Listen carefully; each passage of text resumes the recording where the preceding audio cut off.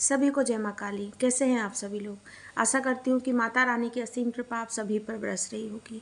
आज हम लोग माघ मास में जो गुप्त नवरात्रि आने वाली है उसके विषय में बात करेंगे। कब लगेगी गुप्त नवरात्रि, किस दिन से लगेगी, उसका समापन कब होगा, आपको कलश स्थापना कब करनी है, किस तरह करनी है, अखंड ज्योत रखना है नहीं रखना है, ज्वारे बोना है नहीं बोना है और इसकी विशेषता क्या है। तो वीडियो में अंत तक बने रहिएगा और अगर आपको वीडियो अच्छी लगे तो कमेंट में जय माँ काली जरूर लिखिएगा। गुप्त नवरात्रि जो 4 आती हैं एक साल में, 4 गुप्त नवरात्रि आती हैं। 2 गुप्त नवरात्रि जो होती हैं उसे लगभग हर मनुष्य, हर इंसान जो हमारे धर्म से जुड़ा है, जो नहीं जुड़ा है, सभी लोग रखते हैं। जो 2 नवरात्रि, इसको जागृत नवरात्रि कहते हैं, जिसको हर आप खूब धूमधाम से मनाते हैं, जिसको सबको पता होता है, खुलकर इसमें व्रत उपवास रखे जाते हैं, सब किया जाता है। और ये जो 2 गुप्त नवरात्रि होती हैं जो कि गुप्त रूप से मनाई जाती हैं, मतलब कि गुप्त रूप से पूजा करना, गुप्त रूप से साधना करना, आपकी पूजा जब तब सभी गुप्त रूप से होता है।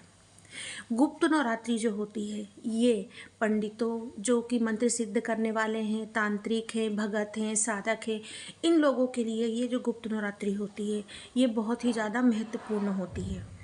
वो इसलिए क्योंकि इस गुप्त नवरात्रि में किए हुए मंत्र का, साधना का जो फल होता है ये बहुत ही जल्दी मिलता है।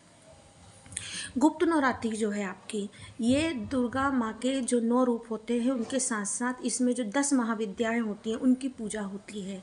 मुख्य रूप से ये 10 महाविद्याओं की पूजा के लिए ही माना जाता है।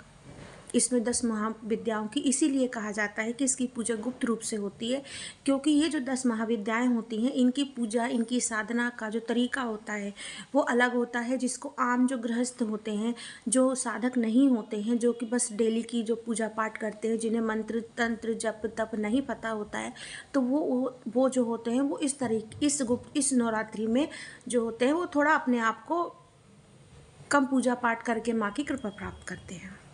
लेकिन इस नवरात्रि में जो तांत्रिक होते हैं, जिन्हें मंत्र सिद्ध करना है, तंत्र सिद्ध करना है, जिनको कवच सिद्ध करना है, जिनको कुछ जैसे कहते हैं ना कि जो रक्षा कवच होते हैं उनको जागृत करना है, तो ये सब चीज़ें जो होती हैं, सिद्धि प्राप्त करना है, सिद्ध करना है, तो ये सब चीज़ें जो होती हैं वो इस नवरात्रि में बहुत आसानी से अच्छे से हो जाती हैं। ये होती है आपकी गुप्त नवरात्रि। इस नवरात्रि में अगर आप साधना करते हैं, अगर तो आपके घर में जितने लोग होते हैं उनको पता, घर के लोगों को तो पता ही होता है कि आप साधना कर रहे हैं, लेकिन आपके जो मंत्र होते हैं वो गुप्त होने चाहिए, आपके अनुभव गुप्त होने चाहिए। आप अपने अनुभव गुप्त रखते हैं, वो अपने अनुभव आप किसी को नहीं बताते हैं। आप किस मंत्र की साधना कर रहे हैं, आप किस उद्देश्य से साधना कर रहे हैं, ये सभी चीज़ें जो होंगी ये आपकी गुप्त रहती है। इसकी ये विशेषता होती है। अब हम बात करते हैं कि गुप्त नवरात्रि कब से लग रही है। गुप्त नवरात्रि जो हो रही है वो माघ मास की प्रतिपदा तिथि, शुक्ल पक्ष की प्रतिपदा तिथि, मतलब कि 19 जनवरी से सोमवार के दिन से लग रही है। और इसका समापन जो हो रहा है वो 27 जनवरी को हो रहा है। लेकिन जो लोग व्रत रहेंगे, जो लोग साधना करेंगे, वो पूरे 10वें दिन मतलब कि 28 जनवरी को इसका समापन करेंगे। 19 जनवरी के दिन आपको कलश स्थापना अगर करना है तो कलश स्थापना का जो मुहूर्त है वो सुबह 8 बजे से 9 बजे तक का मुहूर्त है। और अगर आप इस मुहूर्त पे कलश की स्थापना नहीं कर पाते हैं तो आपको अभिजीत मुहूर्त में, मतलब कि 12 बजे से 1 बजे के बीच में आपको कलश की स्थापना कर लेनी है। अब बात आती है कि अगर आप इस गुप्त नवरात्रि में अखंड ज्योत रखना चाहते हैं तो रखें या ना रखें, ज्वारें बोएं या ना बोएं, कन्याओं को भोजन कराएं या ना कराएं। देखिए, गुप्त नवरात्रि में आपको ज़्यादा से ज़्यादा पूजा जो होती है या साधना जो होती है ये गुप्त रूप से करनी होती है। तो आप अगर इस नवरात्रि में आप अपने कलश रखते हैं तो कलश रखते समय आपको ये ध्यान रखना है कि बहुत ज़्यादा लोग आपके कलश की तरफ, मतलब ऐसे रखना है कि गुप्त ही रूप से कलश रखा जाए, आप रख सकें। ज्वारे बोने की इसमें आपको बहुत ज़्यादा ज़रूरत नहीं है। इस नवरात्रि में आपको ज्वारे आप ना भी बोएं तो भी चलेगा। इसमें आप अखंड ज्योत अगर रखना चाहें तो इस नवरात्रि में आप अखंड ज्योत आराम से रख सकते हैं माता के नाम की। तो अखंड ज्योत आपको अगर रखना है, कलश आपको रखना है, साधना आप कर रहे हैं, किसी चीज़ की सिद्धि आप कर रहे हैं, मंत्र सिद्ध कर रहे हैं, तो ये आपको 10 दिन तक करना है, क्योंकि 10 महाविद्याओं की पूजा होती है। जैसे हम नौ दुर्गा में हम 9वें दिन समापन करते हैं, माता के 9वें रूप की पूजा करके समापन करते हैं, वैसे ही गुप्त नवरात्रि में हम माता के 10वें रूप की 10वीं महाविद्या की पूजा करके समापन करते हैं।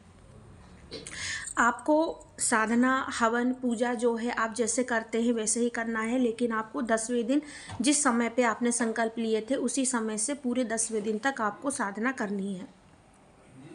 साधना कैसे करनी है, किन मंत्रों की साधना आप कर सकते हैं, क्या कर सकते हैं, ये सब मैं आपको आने वाले वीडियो में सारी जानकारी दूंगी। किस महाविद्या की कैसे कर सकते हैं, नहीं कर सकते हैं, सभी। आप नॉर्मल रूप से अगर आप नहीं साधना कर रहे हैं और अगर आपको माता भगवती की, माँ भगवती की कृपा प्राप्त करनी है, तो आप गुप्त नवरात्रि में आप सुबह शाम दीपक लगा सकते हैं, माता की गुणगान कर सकते हैं, उनके भजन कर सकते हैं, आप उनकी आरती कर सकते हैं। अगर आप व्रत नहीं कर, अगर आप नहीं साधना कर रहे हैं तो। लेकिन अगर आप एक साधक हैं, जिनको सवारी आती है, जिनको सिद्धि आती है, जिनके पास सिद्धि है, जिनको सवारी है, जिनके यहाँ शक्तियाँ चल रही हैं, तो उनके लिए ये जो अवसर होता है ये विशेष अवसर होता है और उन्हें इसका ज़रूर लाभ उठाना चाहिए। उन्हें पूरे 10 दिन तक अगर आप व्रत नहीं कर रहे हैं तो आप बिल्कुल शुद्ध शाकाहारी, बिना लहसुन प्याज का बिल्कुल सात्विक भोजन करें। आप बिल्कुल ब्रह्मचर्य का पालन करें, जैसे उस नवरात्रि में करते हैं वैसे ही साफ़ सफाई घर की करें। बिल्कुल भी किसी की, बिल्कुल अपने आप को भी शुद्ध रखना है, मतलब कि निंदा, किसी की बुराई से बच के रहना है, बुरी चीज़ें नहीं देखना है, बुरी चीज़ें सुनना भी नहीं है। बिल्कुल जैसे आप उस नवरात्रि में 9 दिन का व्रत रहते हैं, आप जितनी भी चीज़ों का नियम का पालन करते हैं, आपको इसमें 10 दिन तक उन्हीं नियमों का पालन अच्छे से करना है। गुप्त नवरात्रि में जो साधनाएं होती हैं, अगर आप 10 महाविद्याओं की साधना करना चाहते हैं तो बिना गुरु के सानिध्य के, जिनको जानकारी पूरी हो उन्हीं के सानिध्य में आप ये साधनाएं करें। अगर आपके गुरु नहीं हैं तो आप 10 महाविद्याओं की साधना करने से बचें। हाँ, आप माँ काली की साधना कर सकते हैं, माँ काली के बीज मंत्रों की साधना कर सकते हैं, लेकिन उसके लिए भी आपके कोई गुरु नहीं है तो आप शिव जी को गुरु बनाएं और शिव जी को गुरु बनाकर ही आप साधना पूजा करें। कन्या भोजन, तो कन्या भोजन आप चाहें तो आप घर में अपने करवा सकते हैं, और अगर नहीं तो कोई बहुत ज़रूरी नहीं है कन्या भोजन इसमें कराना। कुल मिला जुला करके गुप्त नवरात्रि का जो महत्व तो यही होता है कि आपको जो भी करना है उसका ज़्यादा आपको कहीं ढिंढोरा नहीं पीटना है, आपको अपने घर में ही करना है। आपको जहाँ ज़्यादा किसी को बताना नहीं है कि आप किस उद्देश्य से साधना कर रहे हैं, पूजा कर रहे हैं, आपको क्या अनुभव हो रहे हैं, क्या अनुभव नहीं हो रहे हैं। अगर आपको अनुभव नहीं भी होते हैं आप साधना काल में बीच में, तो भी आपको घबराने की ज़रूरत नहीं है। माँ भगवती की पूजा कभी निरर्थक नहीं जाती है। आपको अभी बाद में या कभी आपको अनुभव या उसका फल ज़रूर मिलता है। बिना अनुभव की लालच के, बिना किसी चीज़ के आप उस गुप्त नवरात्रि में पूजा करिए और उसका आप माँ की इन दिनों के आप फ़ायदा लीजिए, आप लाभ लीजिए। कोई मंत्र सिद्ध करना चाहते हैं तो वो करिए। आपको जो भी माँ के प्रति जो भी आपके भाव हैं, जैसे भी आप उनकी पूजा कर सकते हैं।